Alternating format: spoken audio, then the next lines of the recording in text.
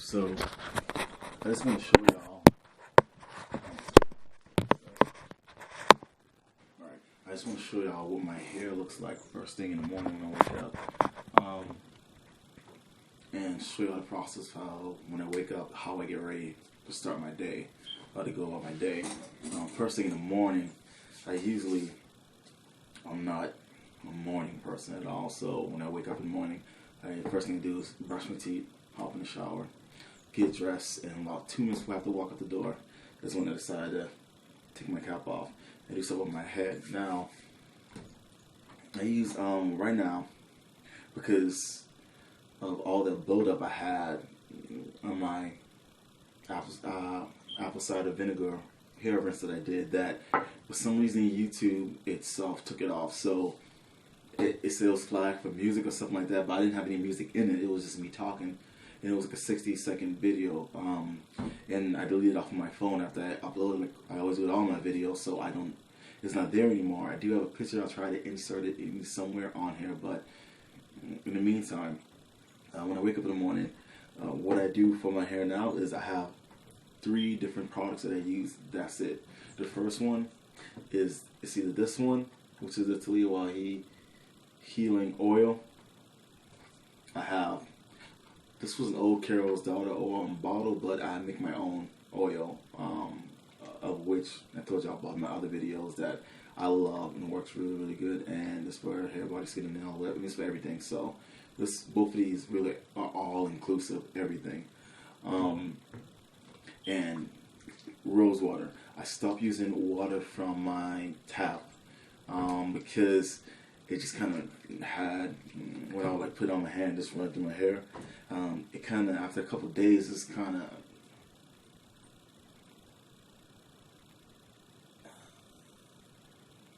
my head is seeming real soggy.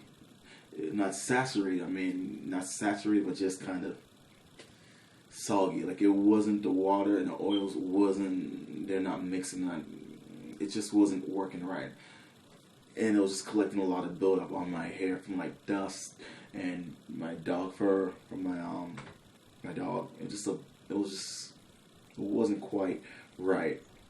I'm no longer using this anymore, and the reason I'm not using the protective mist coconut extract over is because it's just since I switched to this rose water, this particular brand, Rose Petals or whatever, it's a lot more effective and it keeps my hair moisturized a lot longer. With this, I had to do it seem like every day, if not after long as every other day.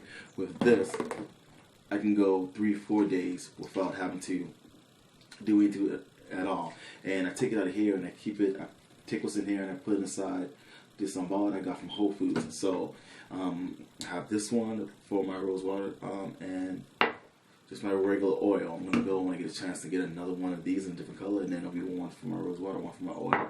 And that's all I pretty much need.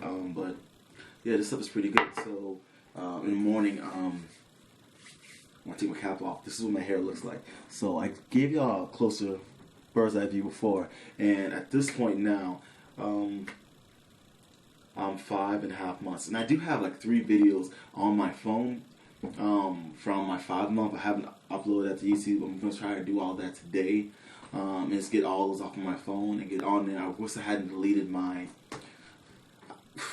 apple cider vinegar rinse because the buildup was crazy, and the reason that it was so crazy, if y'all saw that video and remember, I realized it's because I never did the apple cider vinegar rinse on my head before. I never tried to get rid of any of the buildup except for just the clarifying shampoo that I always use in my hair.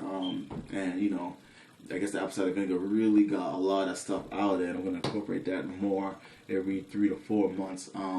Because after I took it off, before my hair was real thick and heavy. After I did the apple cider vinegar rinse, it was, and I got it all out. It's completely different. It would have been a lot heavier. It was weighing down. Even now, it does this. It was never doing that before. Even when I did my shake, it was never doing that before. It was always so weighed down now, and that's why now I think after going through that process, I really like just using the rose water and just a little bit of oils, and that's it, and calling it a day. Now about the let's see. say something. The reason that there was so much buildup, and I do have one picture that I saved from when I did it.